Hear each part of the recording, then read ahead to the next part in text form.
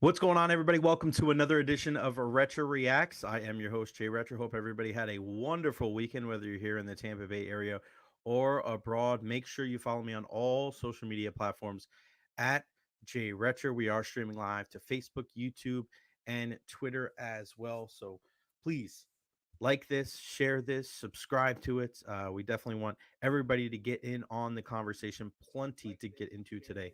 Oh man, look at me. I'm getting a little feedback here because I got it pulled up. You don't want to do that? There we go. We know what's working. Boom, baby.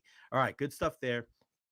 Again, yes, like and subscribe on YouTube. That's probably the best way for you. If you're watching this on Twitter or you're watching this on Facebook, head over to YouTube, youtube.com/@ JRecher10. That's JAYRECHER10, and subscribe to my YouTube channel. I'm going to be doing this every single night. I'm going to post clips. I'm going to post long form videos as well.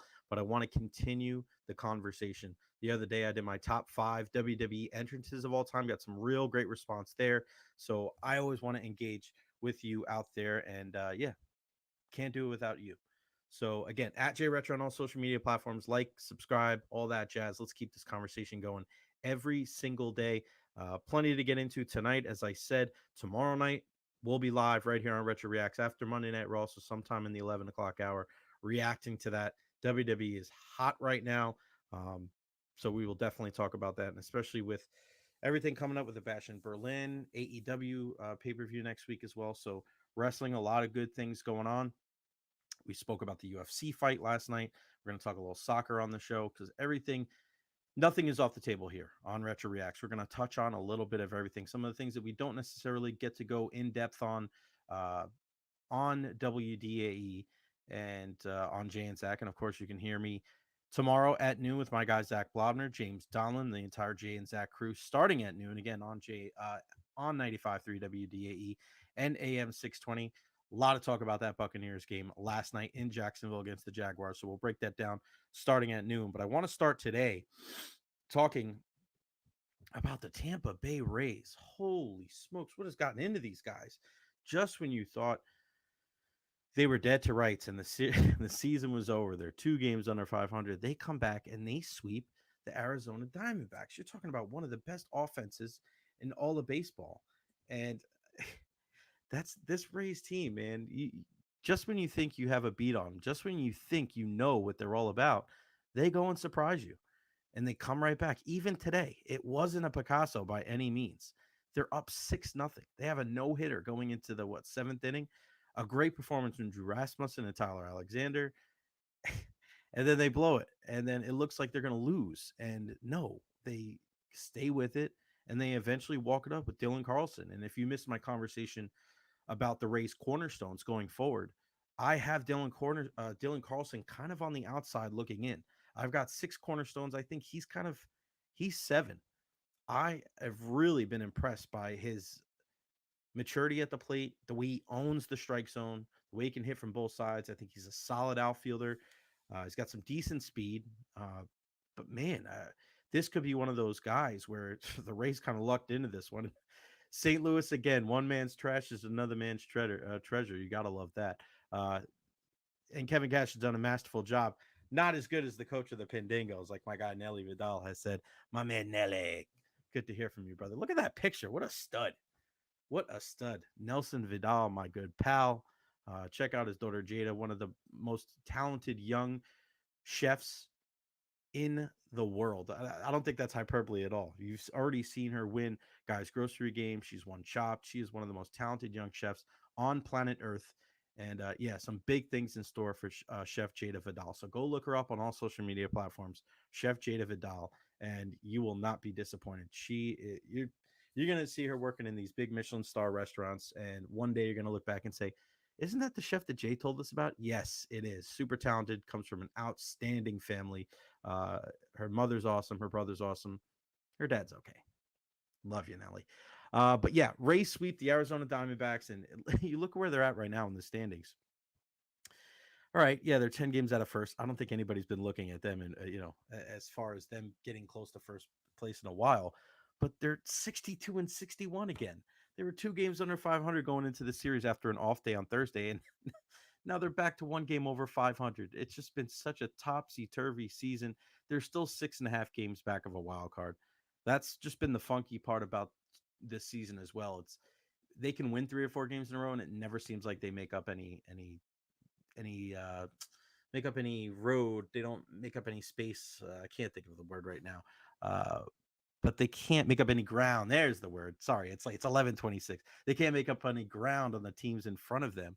But you look at Seattle; they're a team that acquired a bunch of players at the trade deadline, and I thought that they were going to be really good going forward. And the Rays are only a game back of them, and they've got 2 games in hand.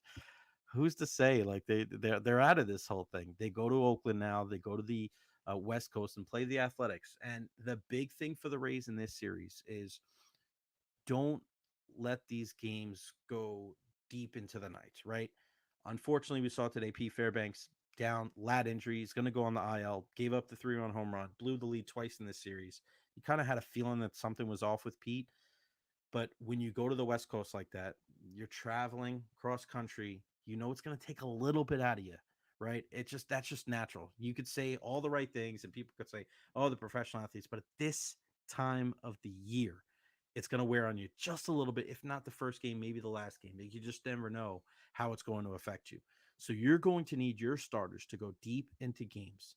And you don't want to get into these close battles where they can walk it off on some kind of fluke base hit or error or wild pitch. I think the pitchers are lined up in such a way where the Rays can really do some damage, but you got to win game one. You got to win game one. Don't look at the records. I know how bad Oakland has been this year, 18 games under 500, but they have some decent pitchers. And you know, when you get to the pen, they've got some big time arms. So you have to jump on them early. Take advantage of getting up to the plate first. And you think about it, you got Taj Bradley, right guy on the bump. I know he struggled a little bit, but I think this is a perfect bounce back scenario for him. He starts tomorrow night. Tuesday, you got Shane Baz. Wednesday, Ryan Pepio. And then Thursday, Jeffrey Springs, who seems to have gotten better and better since coming off the IL. This is the time. Like, if the Rays really want to make a run, if you want to, because I think a lot of people have already written them off, say that the season's over, and I don't think that's like blasphemy because it's been tough. They've 2 games under, 2 games over 500. But if they really want to show everybody that they're the real deal, they got to get like 7, 8, 9 games over 500 and start knocking at the door. And when you have the starting pitchers that they have, you have the ability to do so. But this is the perfect setup for them right now. You got these 4 guys right now: Taj, Boz, Pepio, Springs. Go out there and shove. I'm talking quality starts from each one of these guys. Sweep this series. It's been so tough to see this team not be able to put it together and not be able to sweep series. And yeah, they'll win 2 of 3, but man, you need a couple of sweeps in there, especially at this time of year when you're playing catch up. If this team's been playing catch up for months, now's the time to put it all together. Everybody says how tough your schedule is. Well, Arizona is supposed to be pretty damn tough too, and the Rays just won all 3 of those games. Those starting pitchers take the bull by the horns and win this freaking series, win all 4 games, and then we'll have a real conversation on Friday. That would be freaking fantastic. So shout out to the Rays for the sweep, but a shout out as well to Kevin Cash. And I've been thinking about this like today after they beat the Arizona Diamondbacks. And is this the best job that Kevin Cash has done as Rays manager? If it's not the best, it's one of the best. Think about what this team has gone through this year.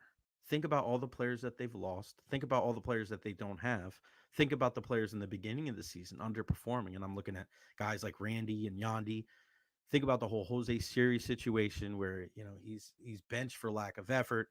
You trade a bunch of guys at the trade deadline. Okay. You don't have Springs and Rasmussen for the first half of the season. You don't have Shane McClanahan. You don't know who really your catcher is going to be. Going into the season, everybody said Rene Pinto, and then now it's Ben Rortvedt and Alex Jackson. Right now, you're bringing guys in like Christopher Morel. You're bringing guys in like Dylan Carlson. Jose Caballero has to move around a little bit. You're waiting for Junior Caminero to come up. Josh Lowe really hasn't played, his best ball.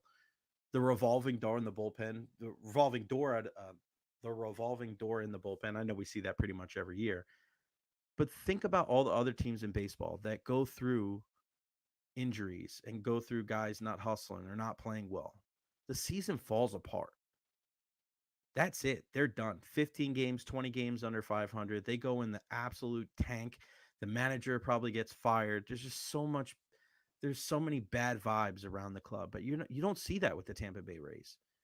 And I know he's had years where he's won AL Manager of the Year, and I know he's had years where this team has gone to the postseason. But if they continue to play like this, where they're hovering around 500, and let's say they don't make the playoffs, but they finish a couple of games over 500, in my mind, it's one of the best jobs he's done as Rays manager. It is incredible the way that he doesn't let this thing go sideways and go off the rails. This team should have been dead 5 times over. Most other teams that have gone most other teams that they if they would have gone through if there was other teams out there that would have gone through the same thing that the Rays have gone through, it would just be a cluster. Yeah, there you go. I know you can curse on here, but I don't. I don't like cussing. Insane. And then, oh yeah, you lose one of the best players in all of baseball in Wander Franco, and he's able to navigate through the waters with Jose Caballero playing shortstop. Remember, Taylor Walls was hurt in the beginning of the year. It looks like Taylor's starting to swing the bat a little bit better now too, to go with that really good defense. So again, for all the years that Kevin Cash has won Manager of the Year and led this team to the postseason, I truly believe this is one of the best jobs that he's done, because not many other guys would have been calm, cool, and collected. They wouldn't have stayed even keel. They would have freaked out. They would have made all of these, crazy adjustments, and they wouldn't have allowed the team to be able to bounce back when things have gone bad. And I applaud Kevin Cash. He's done a fantastic job. And for all those people that are hating on Kevin Cash, where are you at right now? You can say anything you want about the Blake Snell thing, because those guys who have that opinion, they're never going anywhere. I mean, that's you're you're gonna rock with that opinion until you die. I get that, but you can't tell me that many managers out there in baseball would have been able to do what he has done so far this year with the Tampa Bay Rays. It's incredible. So kudos. I tip my hat to you, Kevin Cash. A remarkable job here in 2024. And I think he should probably get some AL Manager of the Year votes. Maybe not number one, because I know they like to give it to a team that was supposed to get picked to be third or fourth in the division, and then they end up winning the division, that type of thing. But I look at Kevin Cash's year, and not many people in the American League have done a better job than him. All right, that's all for my race talk. We'll talk more race tomorrow on Jay and Zach starting at noon on WDAE. The Tampa Bay Sun. Wow. To be able to be there today, out there at the Riverfront Stadium with the girls, was one of the most incredible things that I've ever been a part of, whether it was with sports or just anything in life. To be able to see history being made and to be a part of it and to be in the stands for that is it's one of the most memorable days of my entire life. And you look at how Team Tampa Bay supported that team. The Tampa Bay Sun Football Club, they tie 1-1 in their first game ever, the first ever professional sports team for women here in the Tampa Bay area. Brooke Hendricks is going to go down in history. First goal ever for the Sun, a 1-1 draw. But man, it was insane. It was spectacular. And shout out to my guy Greg Wolf, doing a great job as the MC. Shout out to Coach Denise Schulte Brown and President Christina Uncle of the Tampa Bay Sun. Wow, it was awesome. And how about Bird's Nest Radio? I was at the game today. Great time. And saw you and Baker at the game today. Yeah, Baker Mayfield was there. Baker Mayfield was there. Shane McClanahan was there. My guy Titus O'Neil was there. Mayor Jane Castor was there. When Team Tampa Bay gets together, we do it right. And yes, I know there's people that were upset about some of the concessions and things like that's going to happen. It's a brand new team. It's a brand new league. It's a brand new stadium. Like you're going to have some growing pains, and hopefully they'll fix it and hopefully things will get better. And I'm pretty sure that they will. Uh, but man, to be able to be in that atmosphere today, surrounded by a bunch of people here in the Tampa Bay area, and to see how they support this club, man, I just hope it doesn't stop. So let's just keep that momentum going. Out of all the shows on WDAE, we're going to do whatever we can to support the Tampa Bay Sun. That we're the Team Tampa Bay show. If there's a team, if there's an athlete, if there's a group in the Bay Area that needs help getting the word out or needs support, myself, my guy Zach Blobner, James Donlin, we're right there. We got your back. And again, to be in attendance with my family and to see our two little girls looking up at the girls on the pitch tonight, and like, it was cool, man. It was powerful. It was powerful because we go to Rowdy's games, we go to Rays, Lightning, Bucks games, and there's a little bit of a detachment there, but there was a glimmer in Jasmine's eye today, watching women on the pitch, professional athletes on the pitch, and even if she doesn't want to be a soccer player, but it gives her that belief, right? That visualization that anything that the men can do, the women can do too. So really, really great stuff. Congratulations to everybody involved with the Tampa Bay Sun. You got a fan, you got 4 fans living in this house who will be Sun chasers for life. That is for sure. Make sure you go to TampaBaySunFC.com. They got all of the information up there. The game next Saturday, game number 2. We won't be there, unfortunately, because we'll be at the Rowdies game. It's iHeart night over at the Tampa Bay Rowdies. So we'll be there at Al Lang. If we're not at one Team Tampa Bay event, we're at another one. But we're having fun and we're having a blast. And yeah, it's really good stuff. You know who's not having a good time? That's the New York Yankees. And I wanted to touch on this because it was a really cool atmosphere tonight over in Williamsport for the Little League feature game where the Yankees lost to the Detroit Tigers. And it's you almost see it coming. The Little League Classic there in Williamsport. Yankees up 1-0. They score their only run in the first 9 innings on a wild pitch from Tariq Skubal. Gleyber Torres scores, and then in the ninth inning, Chase Young singles to left. Keith scores, and it's 1-1. LeMahieu singles to make it 2-1 in the 10th, and then McKinstry and Meadows, couple of singles there, 3-2. Yankees lose. Mark Leiter blows it there in the 10th, but the guy that I want to look at the closer, Clay Holmes. And one thing that any coach or anybody that knows baseball will tell you is that you need to have swing and miss stuff in at the back end of your bullpen, and especially come playoff time. You can't be pitching to contact. It's just not the way it goes. Can't do that. You need guys that are going to get in there and they're going to strike people out. You can't have them put the ball in play. You can't afford to do that. Well, just name all the big time closers the last 10 years. How many of them were really pitch to contact guys? Not many. Not many. If you can name them, probably be on one hand. And Clay Holmes has some incredible stuff, don't get me wrong. But too many times when you watch the Yankees play, there's people putting balls in play. That's his 10th blown save of the year. Think about that. He's blown 10 saves. The Yankees are 73 and 52. They're 21 games over 500. Imagine if you didn't blow those saves. It's wild because they had an opportunity at the deadline to possibly go out and get some other guys, and they just wanted to rock with Clay Holmes. They had Enyo De Los Santos. They already got rid of him after picking him up at the trade deadline. Mark Leiter Jr.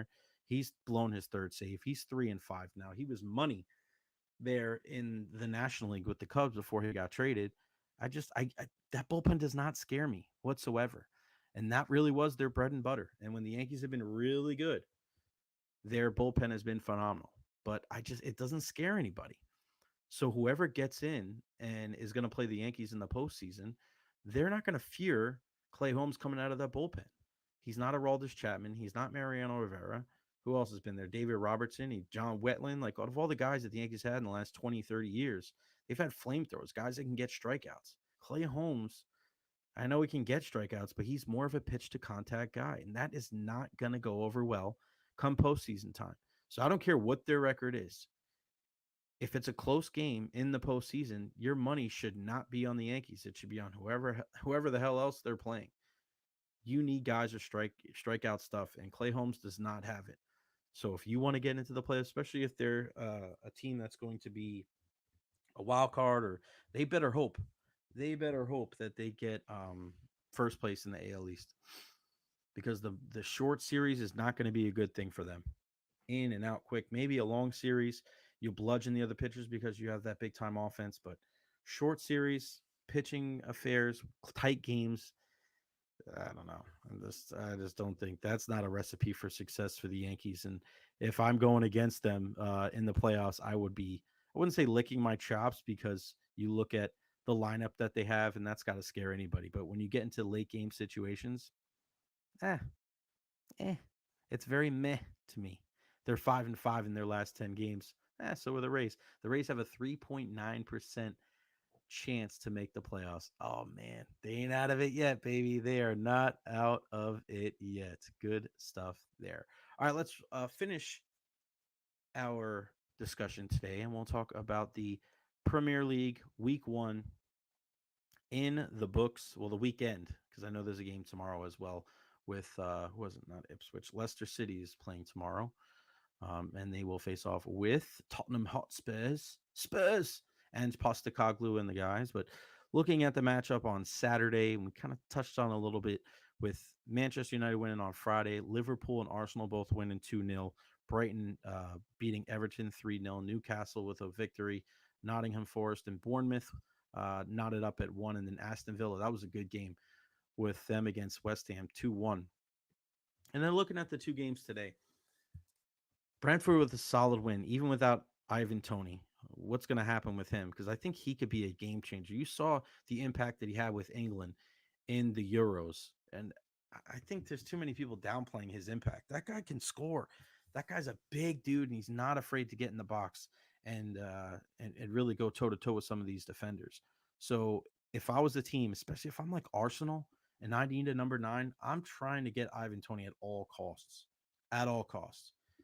But the biggest takeaway from the weekend was that Man City is not slowing down one bit. I know there's a lot of people out there that are talking about Pep Guardiola and this could be his last season. I get that. But they won 2-0 against Chelsea today at Stamford Bridge. And I didn't think it was particularly close. Listen, I like how Chelsea moved the ball. I thought there was some really good passing. They looked dynamic, but it's always that final third that has let Chelsea down. Hell, it lets a lot of teams down in the Premier League. You got to be able to finish off some of this good ball movement. Uh, and that's what Manchester City has done. They needed to get that big time number 9. They were rocking with Gabriel Jesus for a while, and then they go out and get Erling Haaland, and he's been fantastic. I mean, back-to-back Golden Boot winners, most goals in the Premier League the last 2 seasons. He scores in the 18th minute and just muscled Mark Cucurella out, who had a fantastic Euros for Spain. Now he's back at Chelsea. It's weird how guys are different when they play for their national teams and then they're playing for their club teams. I was watching Declan Rice yesterday for Arsenal, and I'm like, this guy looks like $1 million. Well, $100 million, $200 million. He doesn't look like that for England. He doesn't. Some guys look exactly the same, regardless of where they are. I think Kobe Maino's one of those guys. I think Kyle Walker's one of those guys. But there's just certain guys, they look different, better or for worse. And I think Phil Foden's another one of those guys. I think he looks way better for City than he does for England. But you look at the lineup today for City that they put out there against Chelsea. No Rodri, no Foden, no Stones, no Walker, no Ake. None of those guys started. No Grealish. None of those guys started, and they still won 2-0. And I know some of those guys came in, and I know you still have Holland and Bernardo Silva and Kevin De Bruyne, but that just shows you it's not just about having depth. You have to have good, solid depth, guys that can come in and win. Chelsea's got 42 freaking players, and they were just kind of moving guys in and moving guys out. They're just like, I don't know what the hell's going on here. But City doesn't look like they're slowing down. And I know you can't, I think you need to focus on the opposite. Sometimes when you're looking at sports, you think, all right, just hang around, right? Hang around at the end of the season, they'll fall off, things will dissipate, and it won't be as good. I think it has to be the opposite when it comes to Manchester City.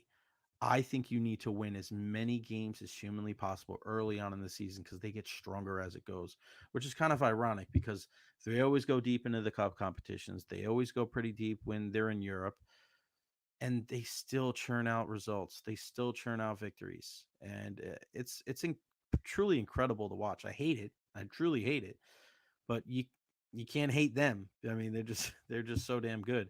So you have to win as many games early on in the season and try to build yourself a cushion before they kind of kick it into gear, and then you start seeing the same back line. You still, you see Stones and Walker getting up to speed and Foden getting up to speed. So if you're Arsenal, no draws, no crazy wonky losses. If Liverpool wants to make a foray into the top, they have to make sure they're on their P's and Q's. That same thing goes for Tottenham and Aston Villa, and maybe man, even for the top four teams. Like everybody has to try to keep pace because for my money, see, I'm coughing because I don't want to talk and say nice things about Man City. That was my body like fighting back at me, like, all right, stop. You're saying too many nice things about Man City. But those other teams, if you want to be taken serious, you want to finish in the top four and make Champions League, you better take care of business early. Don't wait till the end.